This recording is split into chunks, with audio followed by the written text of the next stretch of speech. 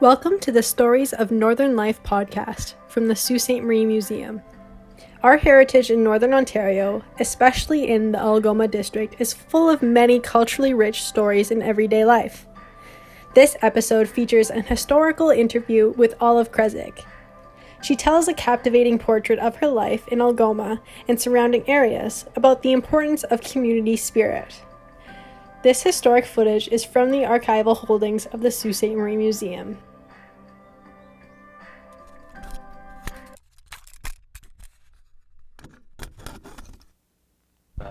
Date-wise and so forth.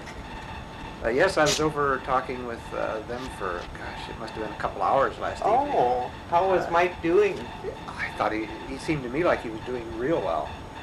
But now I didn't know that, I don't know anything about his health. Well, he's got a bad heart, and he's had open heart surgery and everything. Yeah. So now the doctors say they can't do anything for him. Like, he can only walk a little ways now, and he's all in. And when I had called to make an appointment, why, he said he didn't know how long he'd be able to last to talk with me. So I thought maybe a half hour would be about all but once he got started, why, he just kept going. Loves to talk. Oh, he just loves that. Yeah, I was thinking of that afterwards, and I was thinking, gee, I should have told you to go and see Olive and Mike, because he knows a lot of stuff around there. And I saw, in the morning I talked with Alvin Thomas. Oh, did you? Yes. Who also had he had some old pictures. Oh, yeah. That he showed me that were quite interesting also. And have you been in his place? No, I haven't. They've got a big morale, eh? That's right. Yeah, right. I know. I've heard about it. Yeah.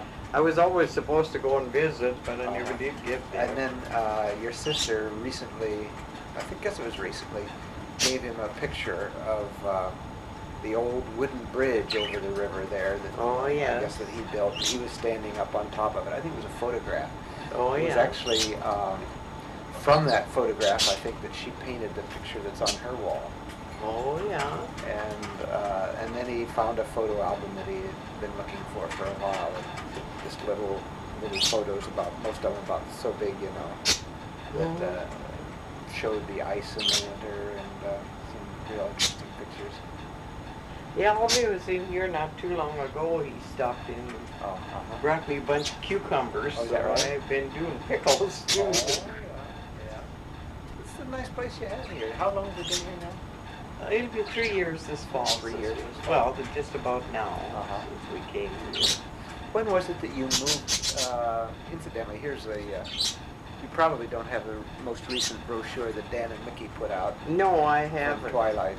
It has my picture in it, so I got to give you a copy. See, it's they're advertising their fishing there. Oh, yeah. When Dan's mother was up here a year ago, I took her up the Montreal River fishing. And they took our pictures when we got back, and they decided they wanted to put that one in the brochure. Oh, yeah. That's pickerel, is it? That's some pickerel and some pike. Yeah. Yeah, I can see one pike there. Yeah, the pickerel fishing has been pretty good up the river. Has actually. it? Yeah. The last time I was that out at the dam? Where you went? Up above. I have a little boat that I just keep on the river up above Garcher. Because we used to go to fish off the dam at 92 there. And the last time I was there, we just got little ones like this, Is that right? Well, I don't know whether you remember a friend that usually comes up every spring and fall, a fellow named Herb Eibler. You probably don't know him. Who's that? Herb Eibler. No, Comes up I've and never visits met me. him. You might recognize him if you saw him. I don't know. He's been coming up.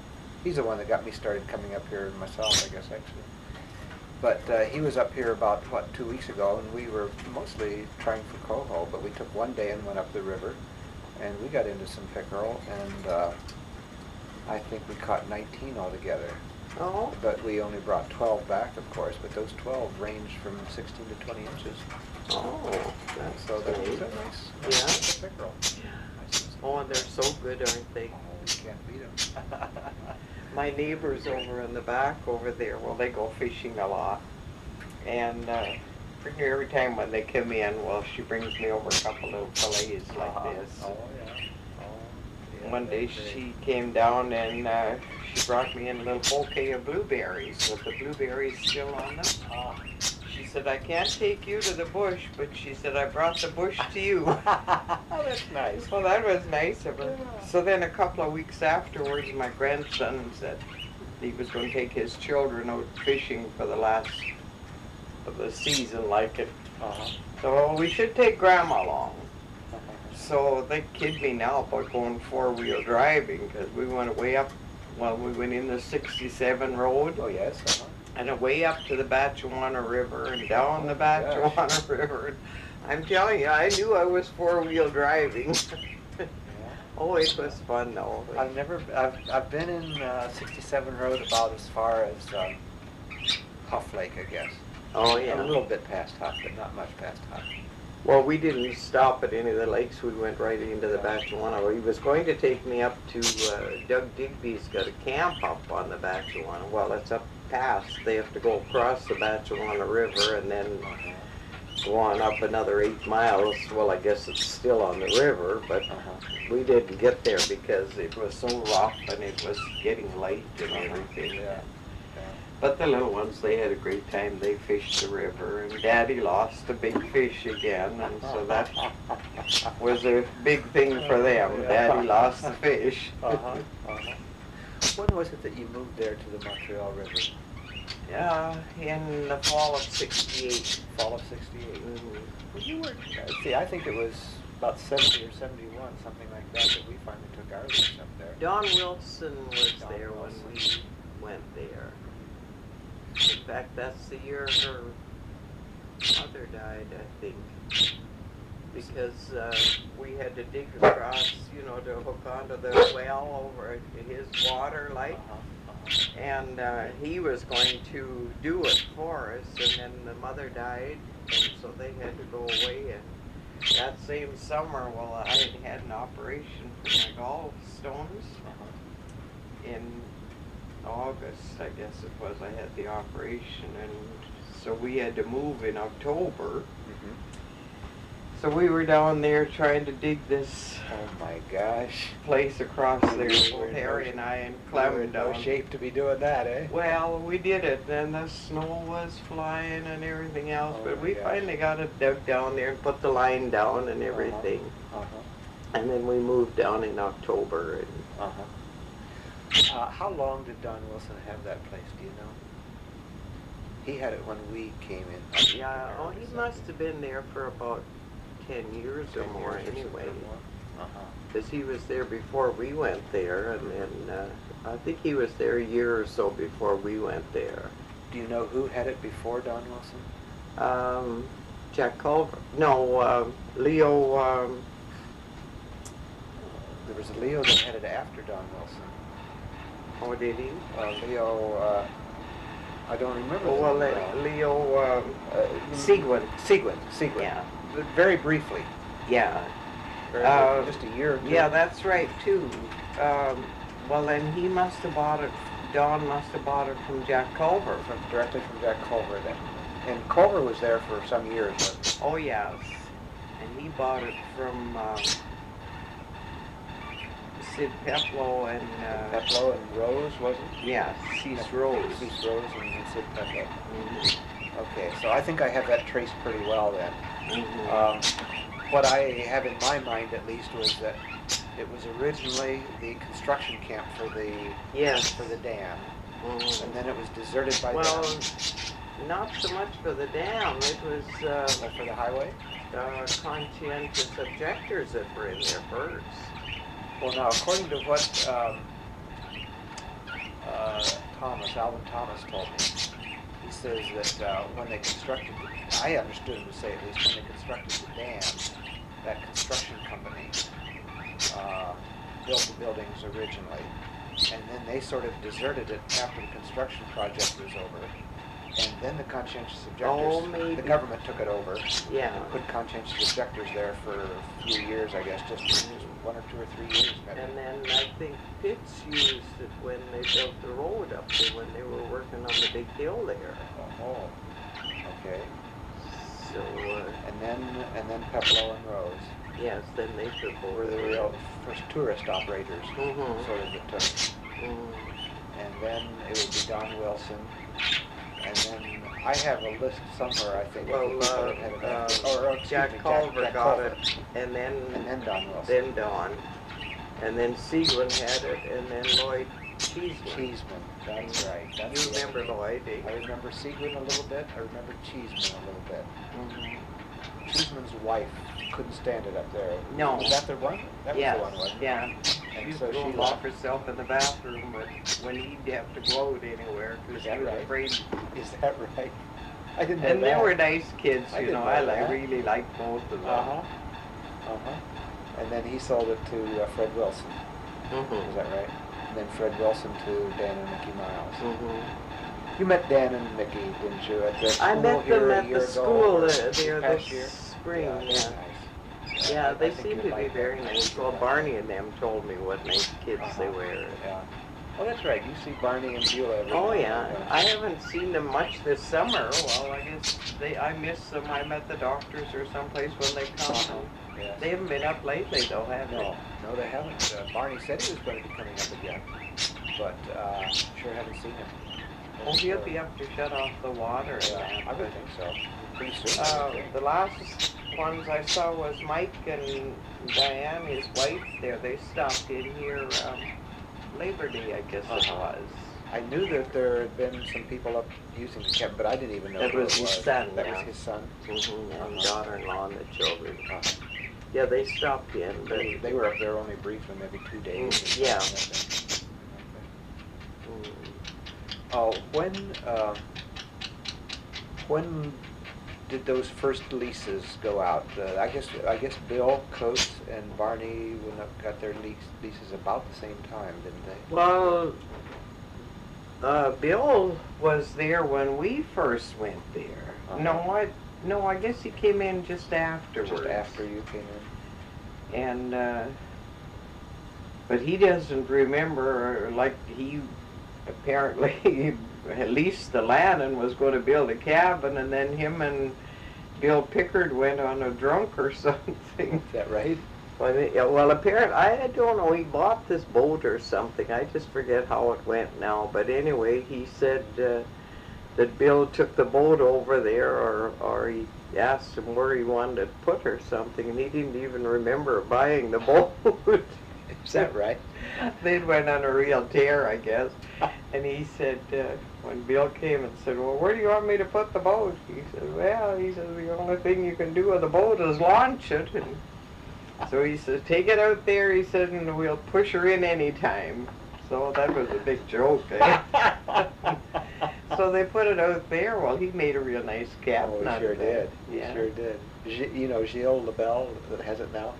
Yeah, I know that he bought it. Yeah, Gilles fixed it up very nicely. He put deck out on the lakeside. Oh, did he? A small deck. He has a very nice sauna there now. And, we used to know the old fellow that used to own that. Well, he used to call it the Sand River Shark. It still has the name on it. And who was that? Fred Weedle. Fred. How does he spell his last name? I've heard it. W-I-T-T-A, I think. Wita. He used to have cabins up at Sand River. And he had the old Shark. I don't know how he ever got his license to drive it or anything, because honest to goodness, he'd go out of that harbor and he'd back into the docks, and then he'd ram the other one, and oh dear. You were up at Algoma then? Were you? We were at the Algoma, yeah, then. Before you moved to Montreal River Harbor, fill me in a little bit. When did you? Let's see. You were a renter. Yes. I believe. And when did you go up there? You didn't. You weren't born there, I don't think, were you? Oh no, I was born around the Sioux here, and then well, my dad, he had hay fever real bad, and he finally had to leave the Sioux. Well, he had to get near the water because otherwise, well, he would have died. So the doctors advised him. So he went to Gros Cap, and he had a home in Gros Cap first. But he wasn't still very well. So they said, well, it would be better if he got away from the farming district altogether. So he went up to Agawam And Now, he was the first renter up there? yes, he started commercial fishing up there. Had So he done then- fishing before? No, I don't think he ever did before, although he always liked the water. Yes. So anyway, I went up in 1930 to visit my mother and dad. Well, they lived up at Agawam Rocks then. And my mother was cooking for the Rusains. Now, when you say you lived at Agawam Rocks, whereabouts was that up there? The island, you know, up across from pictographs there, that's what they call Agawam Rocks. Okay, And so I went up to visit them up there. Well, then the next summer, well, that winter, Harry's father came down and came to see me in the Sioux here. He said he heard that I was a good cook and all this, so he wanted me to go up and cook for their tourist camp. Because he had a tourist camp at Agawam there. They used to call it Camp Agawana. Whereabouts was that located? Right across from the highway department there. Right across from where the highway Where all department the is rose now. bushes are. I'll go in and look for them. That's where That's where used to live. Agawana was. Yeah. And so I went up there to cook for them for the tourist camp that summer, and I never did come back. You met Harry, huh? I met Harry up there. That was in 31 then, was it? That was in 31, yeah. 31. I met him in May, and we were married in November. Oh, was that right? And we were married right at Agawam, right there in the Oh, old yeah. house. Oh, yeah, very nice. So we've been there ever since, up until 68, and then, well, outside of a couple of years, we spent in the Sioux here. We went back up there. So, in 68, that, what, did they force you out then because of the park? Yes. Is that right?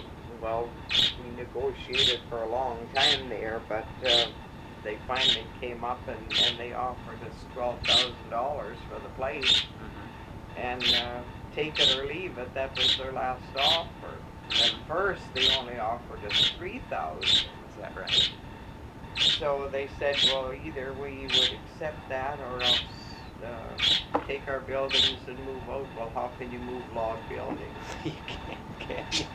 So we figured, well, we may as well take the $12,000, and because Harry's dad, although he paid taxes all his life up there, he never did get a deed for the place because they always held him up. Well, they didn't know where the highway was going to go, and I didn't know. So eventually, well, And without the deed, why, you weren't in a very good position to go to court or anything like that. So, well, we had to take it. Well, then we had to get out that fall. So when the money came through for that, well, we went down and down to the States, and we bought a trailer and took it up to Montreal River. Now, Bud already lived across the river there then? He still lived at 81 yet. Oh, he still lived at 81 then? Yeah, he was still at 81. So why, any particular reason why you picked the site that you did there at, there at the river? Now, was Bud still at 81? He might have been still at the river then. But him and Don Wilson were really good friends, and Bud and Don? Yes. And, well, it was either, well, we had to find a place to go, And so Bud said, well, he said, why don't, well, Don, I guess, mentioned that we could go and move in there, so. Now, was it your mother or Harry's mother that lived with you there? My mother. That was your mother? And how old was she when she died? Well, she was 104 in June, and she died in September. Is that right? And she was right up until 2 weeks before she passed away, and she fell and fractured her hip in a Davy home. She stayed with us until 4 years before she passed away. And then she decided, well, she was going to go to the home because she said, oh, she was getting to be a burden and all this, you know. Because we wouldn't go out and leave her alone, We either, some of us stayed home or else had somebody come in because we were afraid just with her and Clem there alone. So she said, oh, I'm getting to be a nuisance. So she decided she wanted to go to the home. And Now, she kept a diary for many years, is that right? No, it was Harry's It was mother Harry's that had mother. the diary. I was thinking that your mother also did. So I don't know where No, I got that don't think idea. my mother did, no. no. Her memory was her diary. Uh-huh. She really could She remember remembered everything. Huh? But she was real well right up until, well, then 2 weeks she was in bed at the home, and that finished her. But yeah, it's a hard old life sometimes. But I've never regretted it. It's been, you know, I still wish, like I was talking to my sister-in-law, Ruth, there last night, and she said, oh, Pearl, she said, I wish we could go back to the old days again. Boy, I sure got that feeling from the way Mike was talking last night also. That some of the things he said and the way he said them, you know, you could just tell that he was sort of nostalgic for Well, I don't know, there the wasn't, life up there. you know, we didn't have much, and, but anybody that did, like if Harry's dad, well, he used to have a big garden, and grew a lot of turnips and a lot of potatoes and everything. And some of the rest of them that lived up in the bay, well, it was all rocks up there. Well, they didn't have it. So he'd divide his potatoes and things up with them. Well, then if some of them went out and got a moose or something, well, it was You'd get some of divided the up. meat. And that's the way we lived. Everybody lived the same, and if anybody was sick or anything, well, everybody was there to help. Everybody took turns. And a real community. And it's still like that around Montreal River. You know, they're pretty much like that up there. They help each other. Well, it's proof the way the money they raised for that little boy that fell over the cliff there and that. That's right. Yeah. And even for the CAT scanner there, they raised, I think it was $1,100 and some, or $1,100 or $1,300 they raised for the CAT scanner just by walkathon out to Montreal Road to the High Falls. Yeah, that's right. That's right. Yeah. So you don't see that too much in the city. No. It's got a good community spirit. When did that highway camp there go in across the road from where you lived there? Oh, in about 59, I think. 59 or so. 60, somewhere So around it was there for less than 10 years after, before you left. But, well, it was a survey camp at first, because they were surveying for the up road above there, and all the boys used to be there, and our place was home for them. Now, did you still have a tourist lodge right up until you moved from Algoma there? No, we gave that up in, when Bud Cook went up there anyway, whatever year that was. Okay. We pretty well gave it up then because, well, Harry's dad and mother were both real sick, and I couldn't look after them and the tourist outfit too. And So was that sort of like a retirement for Harry at that time? Or in 68 he was retired. In 68 he was retired. Well, no, he retired in, we moved down there in the fall of 68, and he retired, in the spring of 70, I guess. Spring of 70. Yeah. They let him, like he was supposed to be finished in 69, but in order to get his 10 years seniority, he had to come down to the Sioux and have a complete medical. He could work right up until the day of his birthday. That was it. That was in 70. Now, this was with the highway department, was it? Yes. Yeah. And he could work right up to his birthday in 1970. But then he worked from April then until June, and he was retired in June. But they let him work the other 3 months so that he could get his 10 years seniority in. So he worked for the highway department for 10 years then.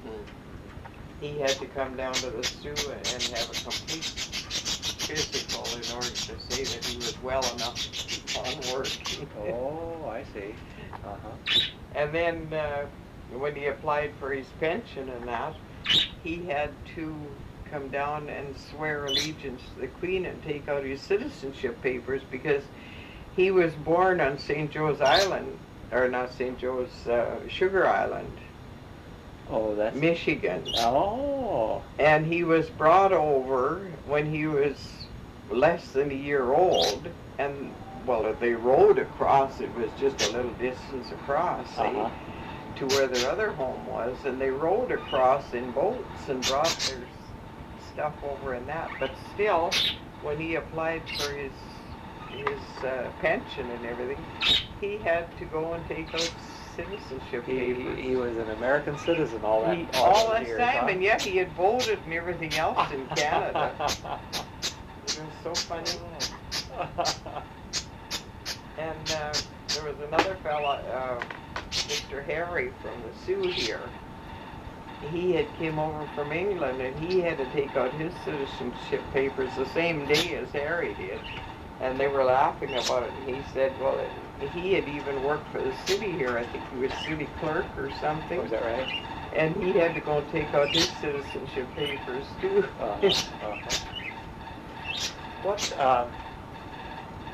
What can you tell me about the different people who lived in the, let's say the Montreal River, Algoma, or maybe even all the way down to Algoma Bay or Mica Bay, along in there somewhere? Well, there was nobody lived between the Montreal River and Algoma Bay or anything. No one that lived down south of Montreal River until you got all the way down to what? Mamass Harbor. Mm-hmm. Well, in 1930, when I went up there, there was an old man. He was caretaker at Algoma Bay. They had a lumber mill there, and he was caretaker there. And what was his name? Bill something, I can't tell. Was that on the north side of the creek there? On the river, on the lake side. No, maybe it was, of course, there was no road or anything there, so. It might have been up this side, on the right-hand side of the highway, because I know we had to walk quite a distance. But I went up to visit at my mom and dad's in the summer, in July, I guess it was. My brother was running the boat for the Rusains, and he said, they invited or asked me to come up and that, and he said, there's nothing to worry about. You're going up on the freighter. So when we got down to Government Dock, my girlfriend and I, we got down to Government Dock there, and of course I started looking around for a big freighter like runs on the lake, eh? Yeah. And here's this 42-foot boat there. Oh, go out on Lake Superior with that, eh? But anyway, we went up. So then a couple of days after I had got up there, well, the Rusains, they had to take their pile driver down. They were going to set pond nets down at Algoma Bay. And this machine, they towed it was something like it was on a raft, and there was a machine on there, and they used to drive the poles down into the bottom of the lake. And so they had to move this down there this day, so they asked me if I'd go down with them, and Mrs. Rusain came with me too, with us. And there was George Carlson and Dick Rusain and Frank Jangro, I think it was, and Mrs. Rusain and I went down. There was 5 of us. And Dick said afterwards, well, he wanted me to help steer the boat because when they were doing work, eh? So we went down there, and when we came around the corner, around the point, they said, we'll see old Billy Birch, that was his name. And old Billy will be down here any minute now.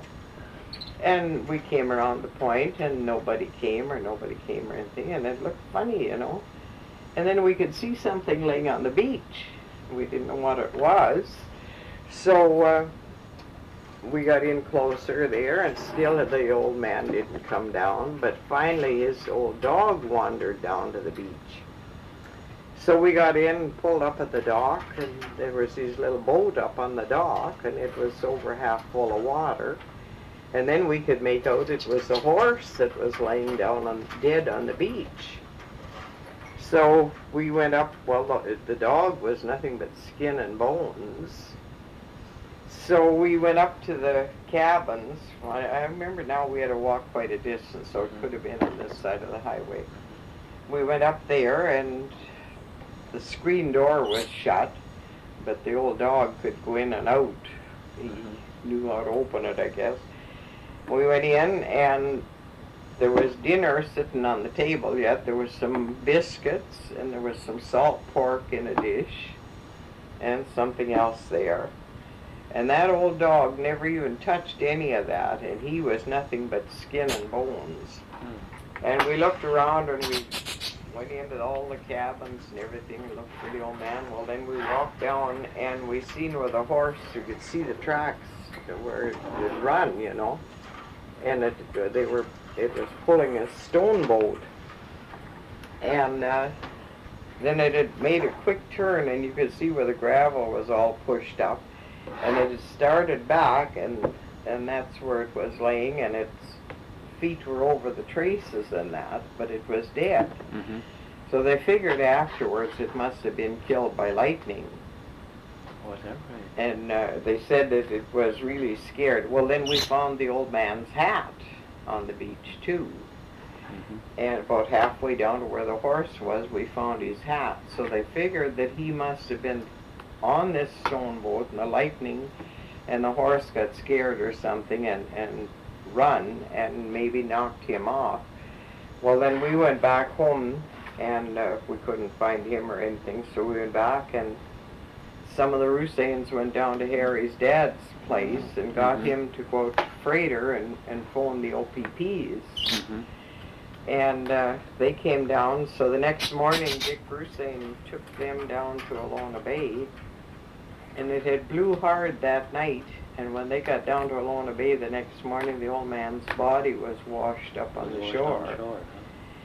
So that's what they figured, that the lightning had killed the horse, and it might have killed him too, and knocked him into the water. But that's the only one that lived between Agua and Mamass. Between Montreal River and Mamass. Well, at Montreal River there was all the people there. Yeah. What all was at Montreal River at that time? That was about 1930, 31. Right next to the lodge. Oh, the one right next to that was George Johnson. He had a little store and that in there. Mm-hmm. And but that's all I remember about that, because I didn't know any of the people until afterwards. Then when they started working on the dam and that, and then the Thomases and the Wrights and all them came up there. And then I think it was in, well, all of them, Mike probably told you the year they moved down there. Well, he didn't remember many dates. Although it might be that that's on tape. Yeah, yeah, that probably is. I don't remember. I'd have to review. Yeah, well, all of would remember when they moved down there. Well, then it was only after that I ever got down around there very much, you know. Yeah. Who all was up at in the Agua area? Oh, there was Rusains, and there was the Sherlocks, and there was my brothers, and there was the Krezeks, and I guess that's about all that was up there. And then on our side of the river there was us. And then old Mr. Roder from Cleveland used to come up. He had the cabin in the field up there where the old fireplace was. Where's that now? It's just up from where we used to live. It's up, I don't know, maybe you haven't been up in there. I don't know Agua Meadows area very well. No. Yeah, well, it's just up in the field up there. There's a clump of pine trees out over here, and the cabin. Well, you can still see all the stones and everything there where the fireplace was. That's where you live? No, that's where Mr. Roder lived. That's where. And then was he there just in the summers? He used to come up in the summer, yeah, him and his family. And then we lived down here, right across from the highway garage. Is where you lived. Is where we lived. And where he lived was farther north? Just up north, yeah. Just north of where you were. That used to be the old Hudson Bay property that Where he had. where he lived? Yes. Uh-huh. And then the Cooks leased C had a half a mile on each side of the river. But then John Cook, when he came up there, well, he leased the north side of the river from Mr. Roder. Uh-huh. Well, Mr. Roder was dead, and he leased it from the son. Uh-huh. Mm-hmm. And that's when he started his Tourist camp. tourist camp. That's the one that was called Agawana? No, or yours was called Agawana. Well, they, in the paper they've got there, well, they've got it down as Agawana too, but I think he just called his the Agawa. The Agawa. Uh-huh. So yours was called Agawana. Agawana, yeah. Do you know how the name came about?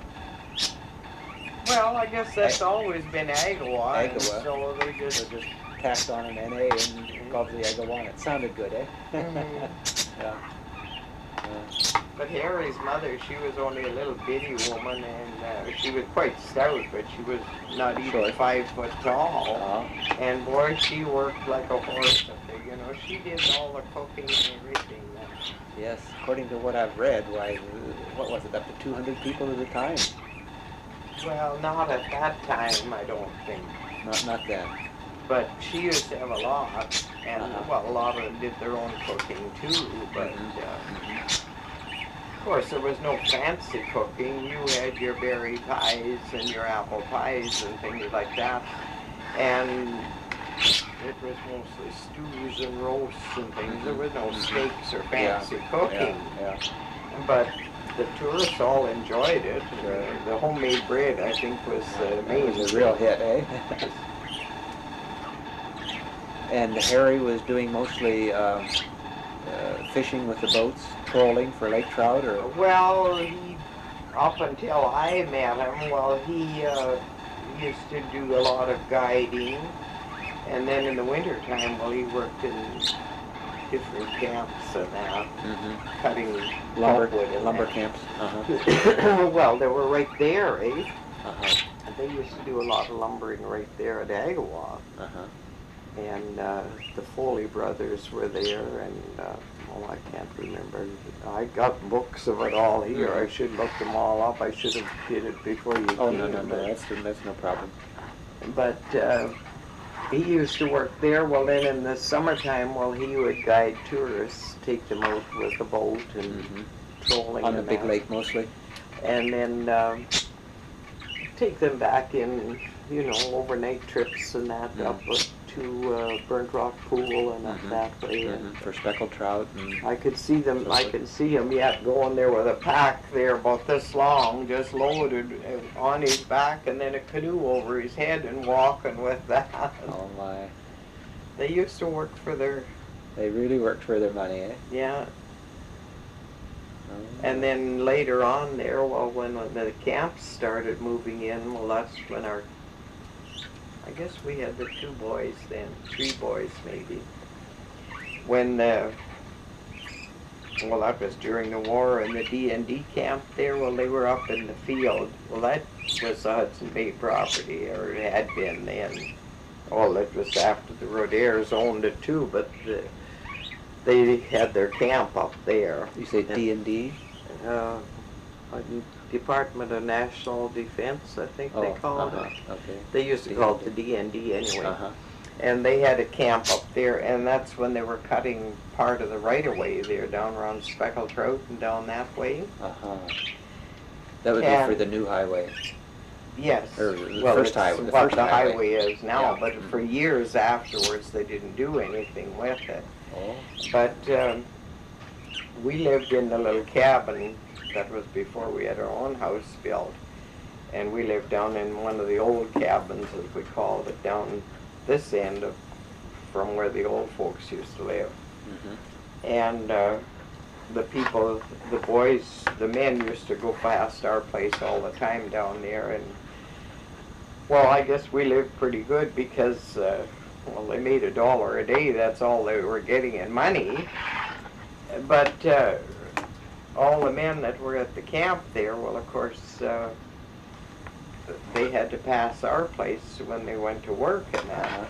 Well, anything that was left over from their camp dinners, like there was bread put in their lunch pails and packages of cheese and all stuff like this, if they took any of that back to camp, well, they didn't get half as much the next day for lunch, and some days they were more hungry than others, see?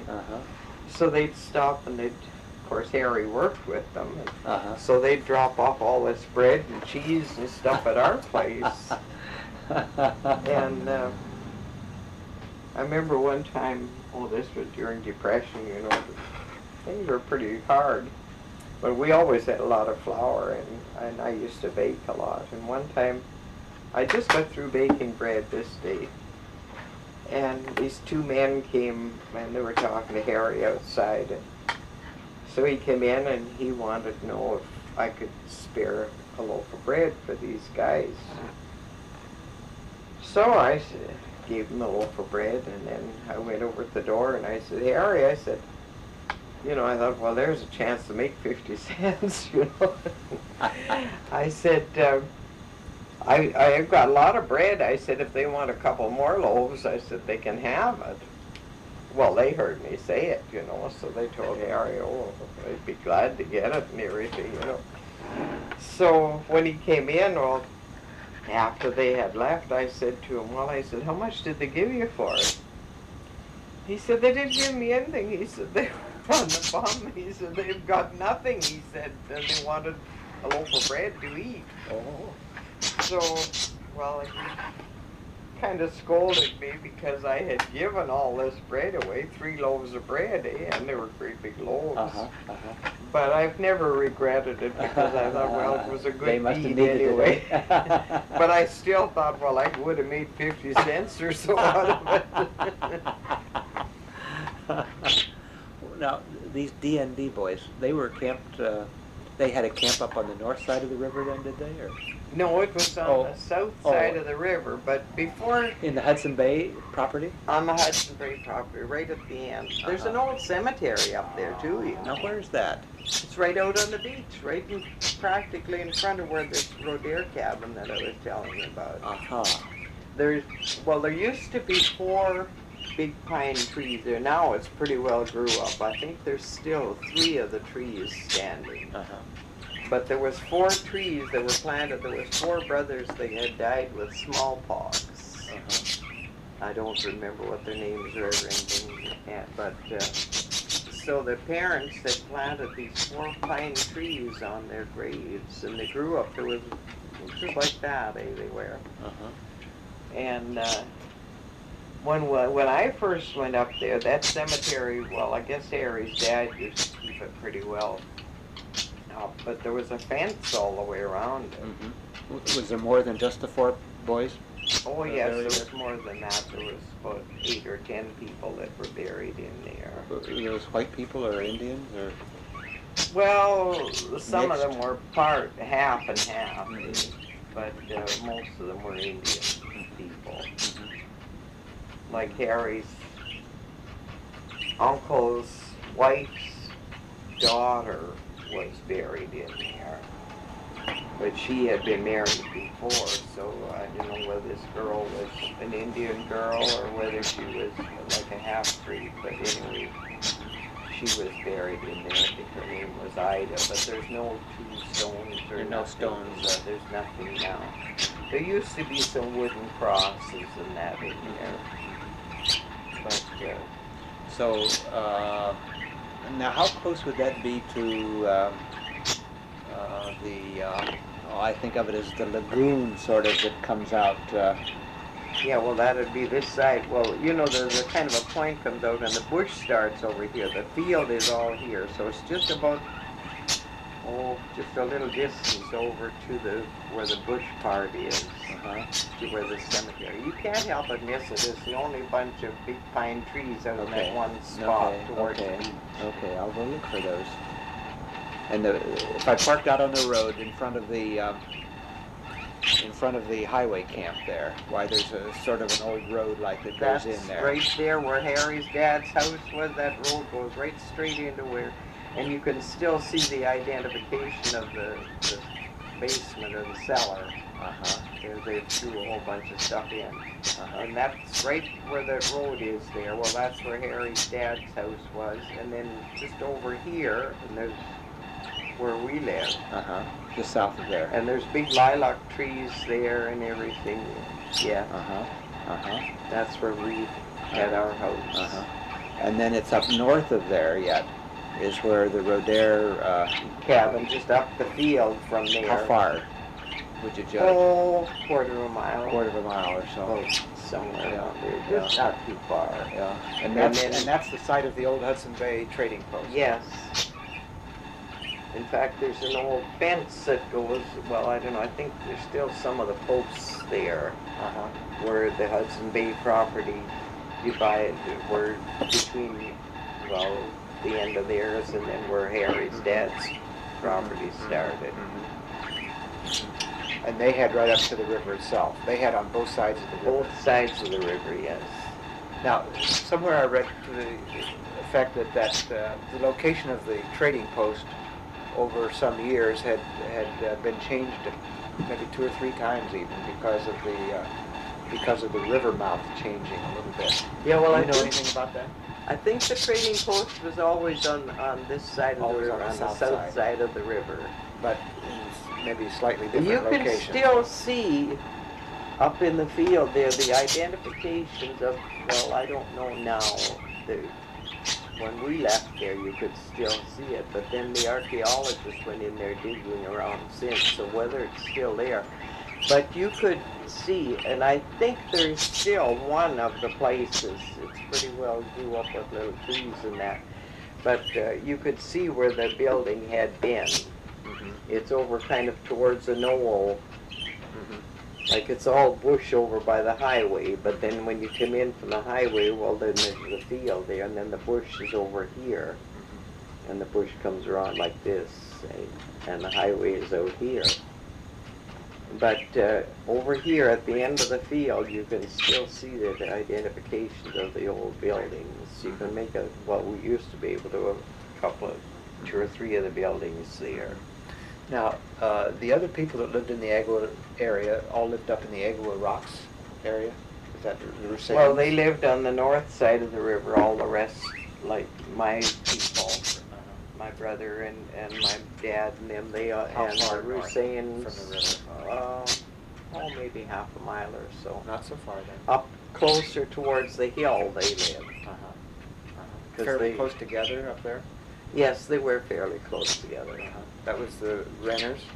The Renners, the Rusains. Rusains, the Devyus, and the Sherlocks. You can't help it. If you go up there in the summertime, you can't help but see where everybody lived because there's rose bushes all over the place. And they're growing wild up in there. Now, did some of them live up on the rocks too, did you say? In the summertime, they lived at Agua Rocks, and then pretty near all of them moved to the rocks in the summertime because they fished out of the Agua Rocks.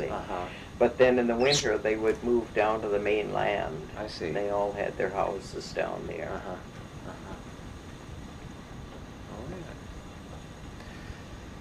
What can you tell me about the Renwick Renwick mine? Uranium mine, yeah. Well, I don't know too much about it. I knew the Ransons. I met both of them. Those were the people that, now was he a prospector? I mean, he was. Oh yes, very much so. He was all over the country. You know, he prospected way up in the Northwest Territories and all over. He was always gone. And Dorothy looked after the place mostly down there. But I didn't know them too well, only after they started sort of a tourist camp. This was after the mine was closed up there. Well, then they didn't know how long they used it as a mine. I don't think it was ever used very much. They did go in there and they made a tunnel in there, but I don't think they ever sold anything or ever had very many men working there or anything. But it was quite a tourist attraction you know. For how long, do you know? Oh, must have been for about 10 10 years. years or so. I know that that they were offering tours when we first came up here. I think Sandy may have even gone in once, I'm not sure. I never did, I know. I never went in the tunnel either. I was up there. In fact, I went up and helped Dorothy quite a bit after we moved down to the river there. I'd go up and help her in the store, like, you know, if she had come to sue or something. But I never did ever go in the tunnel. I think my girls did. But I never did. Bud might have too. He might be able to tell you more about that. The place where Shane lives now, that used to belong to whom?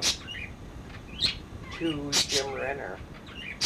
Who's My relative nephew. to your nephew. Yes. But Did he now, build who it? did he get it from? Oh,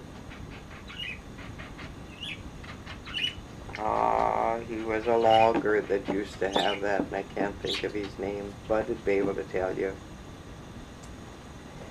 But then my nephew bought it from him, and he... The logger probably built it originally?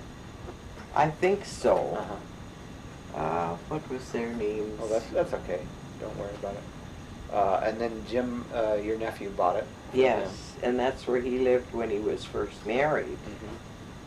And then he sold it to Dorothy and Shane. They've got a beautiful place there, haven't they? Yeah, have you been in their new place? Oh, yes. Yeah. It's beautiful. That's right. I was in while it was still, before they actually moved into it, while they were still building it. Oh, it's beautiful. Before they had the roof on, I guess, actually. We stopped there last Christmas. My son and I were going to Wawa for Christmas. And we stopped in just to say hello and for a break. So it was just like a Christmas card because it was snowing a little bit and yet the sun was shining and yet these big snowflakes were coming down. And the pond out there and the birds in the trees, the little chickadees. Oh, it was just like a beautiful Christmas card, you know. I'll never forget that. Yeah. It was so pretty. Oh, that's great. Okay. Do you know much or remember much about the history of the Northgate area? When they had the hotel up there, for instance? Well, we used to go down there a lot. Not so much me, but the rest of them did. Well, there was, the hotel was there. That was, I'm getting awful, I can't remember names. I knew the people that had it before Scampers had it. Before Scampers? In fact, Bud's ex-wife used to work there. But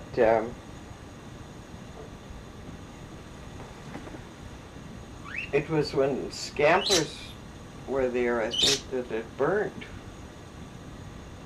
Maybe it was before Scampers took over that it burnt there, and then no, I guess it was after Scampers took over that the hotel burned. And then they just had the store there after that. But that was quite a popular place while they were when everything was going on. Next door neighbor.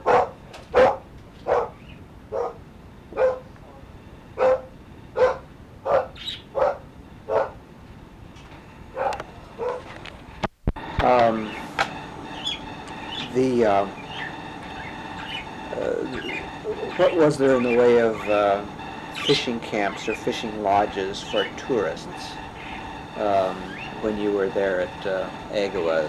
Farther north, there was one at the Coldwater, I think? Yes, my brothers had that. Oh, is that right? Lawrence and George Renner. Uh-huh. And then, do you remember anything at all about the dates of that? no, I don't. Yeah, okay.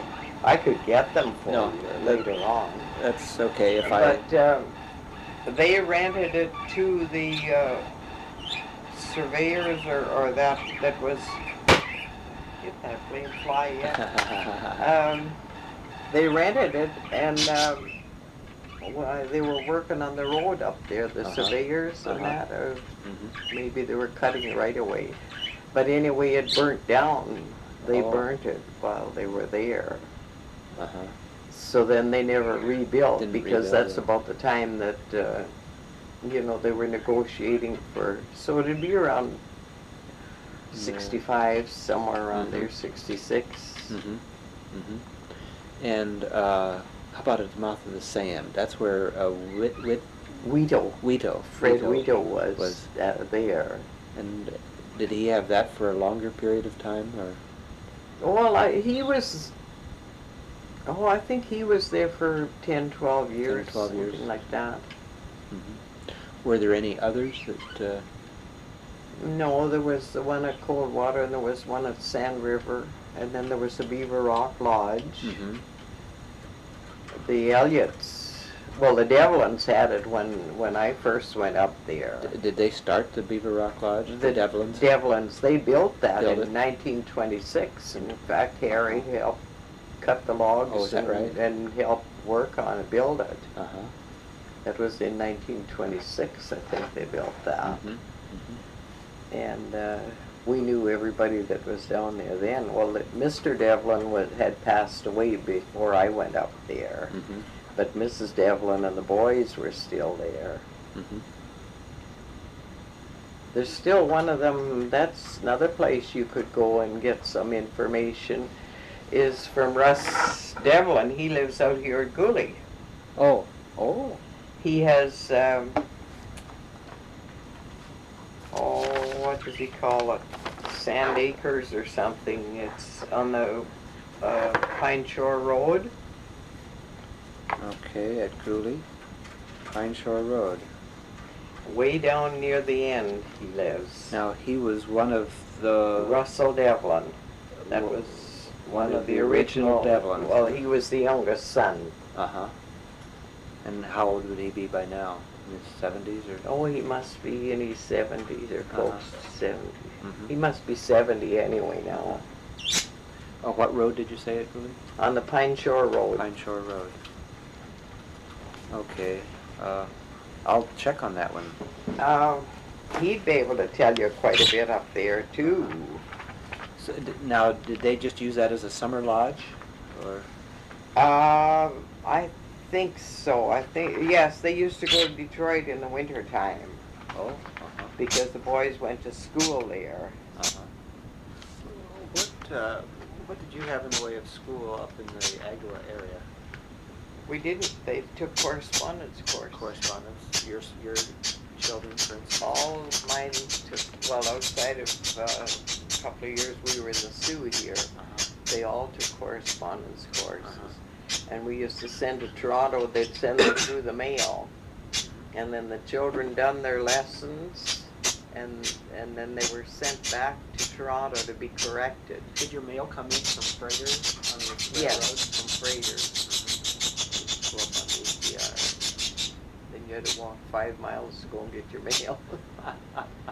We used to do that just for an outing, though. Yeah. A whole bunch of us, we'd go, we'd make tea on the road, you know, stop at one of the creeks, sit down and eat our sandwich. Winter or summer, didn't matter. A couple times a week, or? Yeah, well, we didn't all, you know, we went 2 or 3 times a week and got the mail, but maybe once a month or so, a bunch of us would go out on a picnic.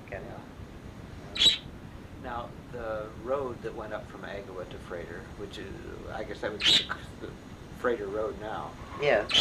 Do you know anything about how that got put in, or when it got started? That road was there before Harry's dad ever went up there in 1915. It was before then? It was there before that. It was, there was logging went on up there before that even, eh? So it started out as a logging road, probably? As a logging road, yes. And then the Hay and Company, they fixed it up when they went out there to work. That was in, 53, I think, something around there, where they worked there.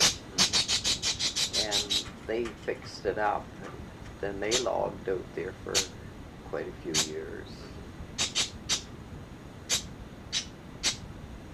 So, but there were several different roads up to the railroad, I think I've heard. trails at least. Maybe trails would be a better way of putting it. Wasn't there one that went down to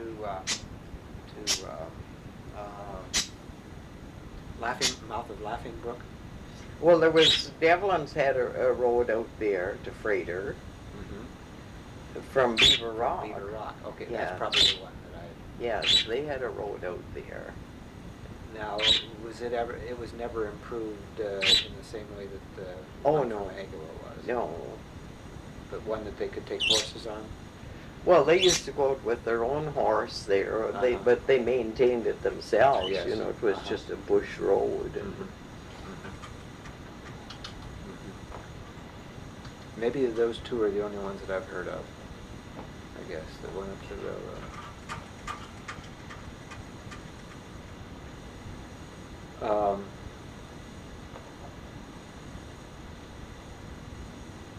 Well, I guess those are some of the things that I'm most interested in hearing about. Are there some other things that you think of that you think are pretty interesting that I haven't even asked there was a about? lot of interesting things happened up there. Like this old Tawab, you've heard them talking about him. Yes. Well, he used to be a guide. Well, they used to guide up. Well, this was before I ever went up there, because I never did meet him. I think, I don't know, he might have been dead then. But I remember Harry and his dad talking about this. They had a party of tourists up there. Well, Harry's dad was always a cook on these jaunts. But, and this Tawab was a guide, and one of Harry's cousins, Sam Busno, they all used to guide, you know, Pete Busno and all them, they all used to guide. And they were up to Burnt Rock Pool one time with a party of tourists, and this old Tawab, he said they fished all day, like, at supper time, well, he made their supper, helped with whatever had to be done. And then he said, I go home tonight, he said. And we said, you can't go home tonight. He said, we still have 3 or 4 more days. He said, my wife's expecting a baby today. He said, I go home tonight. He said, I'd be back tomorrow morning. And they said that man left at 6 o'clock at Burnt Rock Pool. And he went all the way to Batchewana. And he went back, and he was back there the next morning in time to take those tourists out. Is that right? And his wife had a baby girl. But they said that he took off on a jog, like, you know, running, and but they used to, I don't know where they crossed the Montreal River. It was up somewhere around where the dam is up there. But he just took cross country and run all the way to Batchewana and back again. Oh my gosh. Now it's unbelievable, but he did it. And Harry's dad, he swore, I was there, he said, I seen it, I know it, he said. I have a drawing of old Tawab that it's in one of Harry's books. I was looking at it yesterday. It's just a sketch, eh? Oh my.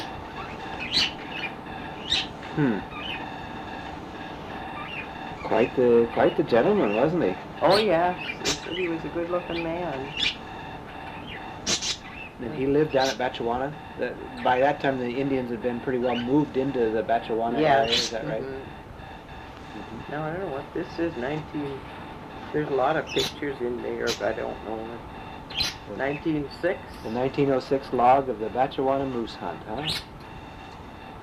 Oh. John Waddell of Grand Rapids, commonly known as Uncle John. Roy Barnhart of Grand Rapids. Brenton Hall of Belding, Michigan, known to whites as Biff and to Indians as Big Man. John Leggett of Hamilton, known variously as Jock, Johnny Jack, Whiskers, and other nicknames too numerous to record here. W. Howie Muir of Detroit, and John B. Miller of Pasadena, called Jack when not called down. That's an interesting book. I read it a long time ago. There right? are a lot of pictures in there. Oh, yes. And Now, this would, I wonder what bridge this would be, do you know? Be up on the Batchewana River Would it be on the someplace. Batchewana? Oh, of course, the Batchewana. If you'd like to take these books home and read them, and then you could give them to Bud or drop them in when you come down. Are you going back home now? Or? Yeah, later today I'll be going back up to Montreal River. Yeah.